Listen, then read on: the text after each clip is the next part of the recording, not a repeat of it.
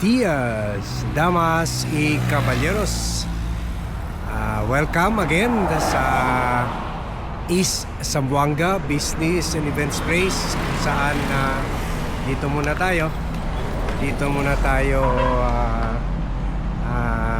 nagbablog as we manage our business dito sa East Zamboanga Business and Events Place. Good morning.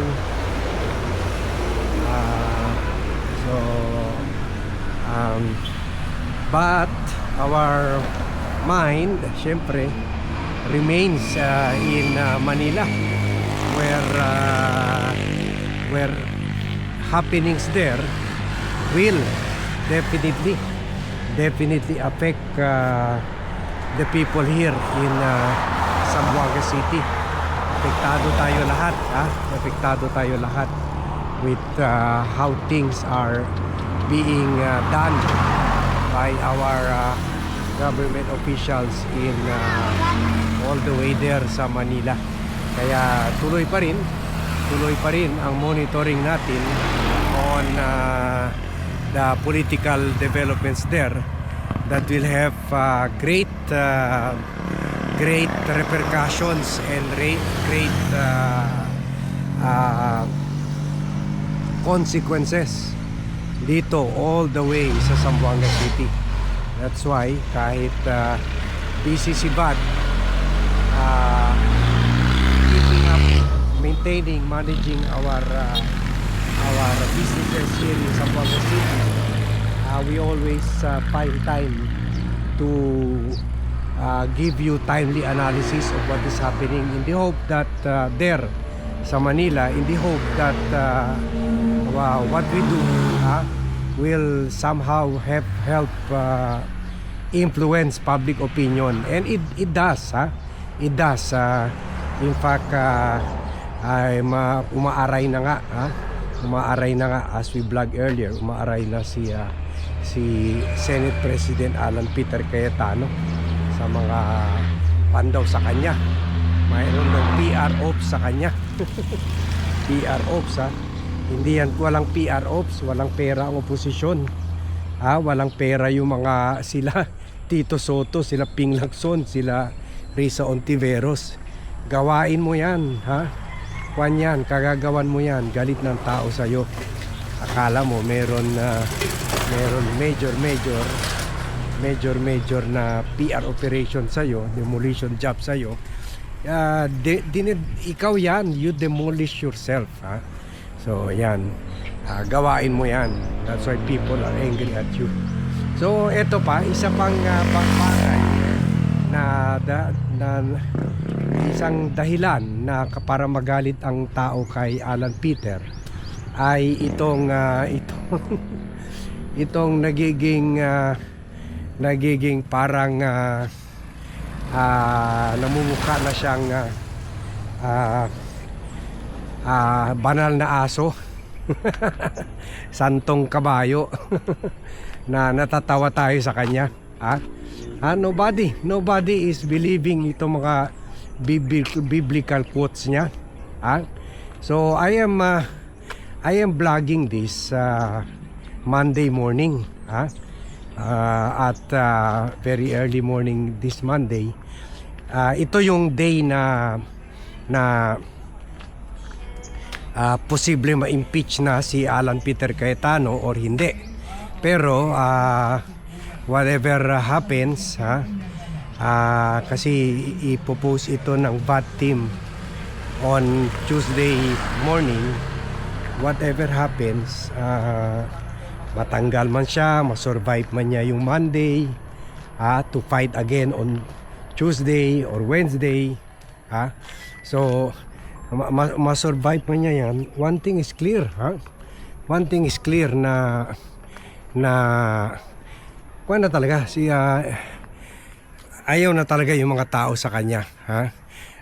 If either he survives by this Tuesday, Senate President pa rin siya, pero na siya, lumpo na siya talaga. He is really going out soon as Senate President. Either way, masurvive niya ito, hindi. Pero, klarong-klaro na people don't want him anymore, ha? Dali, nakalimutan natin yung cellphone natin. Balik muna tayo. Mahirap na. Kung may emergency. Wala naman tayo cellphone. Okay. So, one thing is clear na whether he will survive, how long he will survive, the political attack sa kanya o pagsusuka sa kanya ng tao. Pero one thing is clear, she is probably more than Bato de la Rosa. He is probably the most hated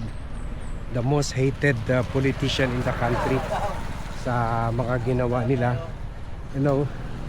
At mali na nga, halos lahat mali na nga ang ginawa niya dyan sa Senado. Kwan pa, ang dating pa niya sa tao ay parang mayabang, ha? Embes you know, yun sana yung anyway, tulad nga sinasabi ko sa inyo, for propaganda or PR reasons, sana kinundi na lang niya yung shooting, hindi siya nagdrama or nagpakawawa effect na sila daw inaatake. Paano sila inaatake? Sila nga unang pumutok. Paano silang inaatake?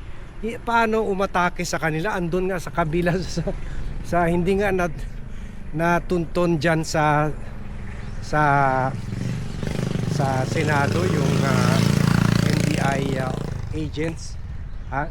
Andun lang ngayon sa GSIS building, pinaputukan nila yun, pina-warning shot nila.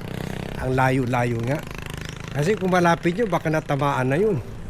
So kwa na yan, the direct real shootout na yan.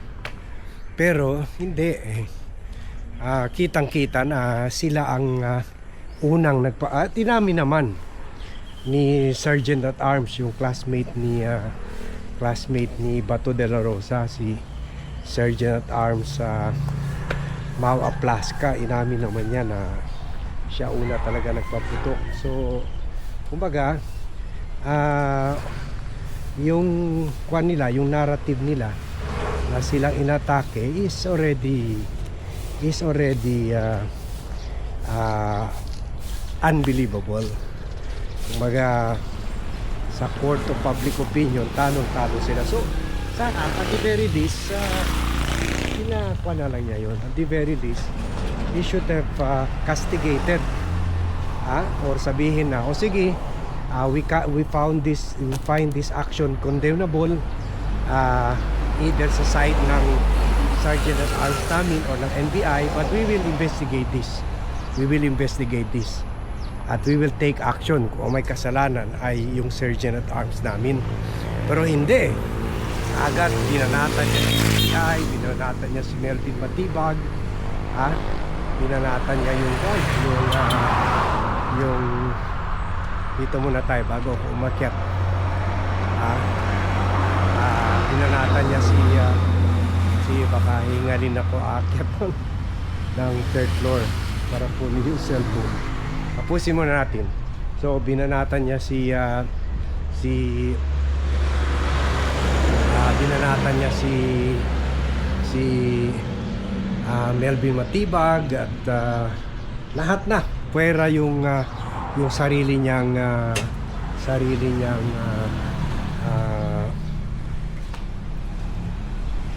Sergeant at Arms. So makikita mo na very rin talaga, very biased siya, very prejudicial ang action niya. So kaya in view of all of this, namumukhang walang saysay yung mga sinasabi niya na yung mga biblical quotes niya, yung mga kanya pagsesermon niya, pag biblical kanya, inspirational messages kuno ek. So mas nagiging plastic ang dating. At siyempre mga tao, we want separation of powers of church and state. So allergic tayo sa mga ganito na mga banal na aso na ito, na santong kabayo nito. So mas imbes nakakatulong sa kanya yung mga biblical quotes, mas nakakasama, mas lumalabas na talagang plastic, talagang kwan lang siya, user, hindi lang users ng mga tao, manipulators ng mga tao, kundi user rin ng kwan, ng Diyos. Kumbaga ginagamit lang niya ang Diyos as cover and to rationalize, to defend his criminal di umano and illegal acts.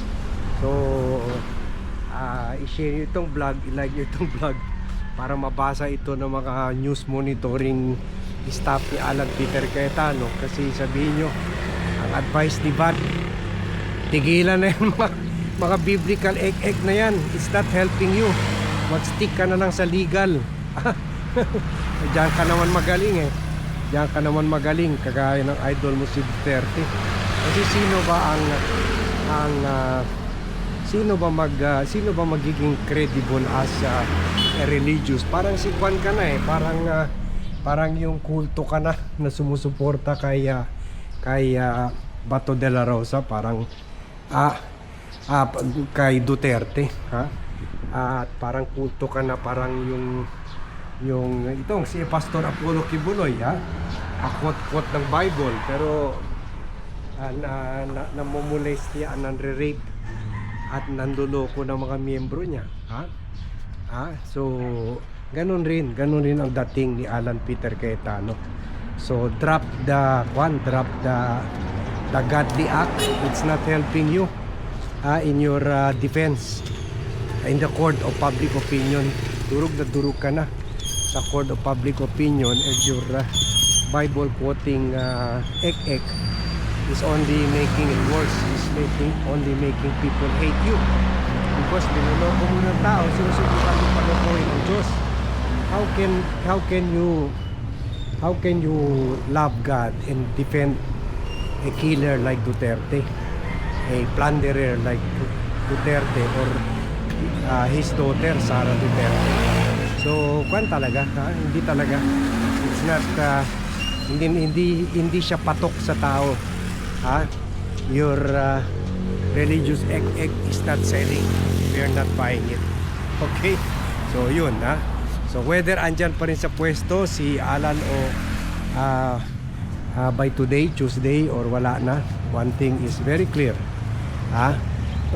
Kung babaksak man siya, it's because kasama na dito sa hindi pagtanggap, at pinagtatawanan pa siya bagkus mas nagagalit pa sa kanya ang tao for using God for his selfish acts, okay, or criminal acts. Okay, sige, thank you very much everyone for watching. Thank you very much for joining me in this vlog. Good morning to all, and see you in my next vlog.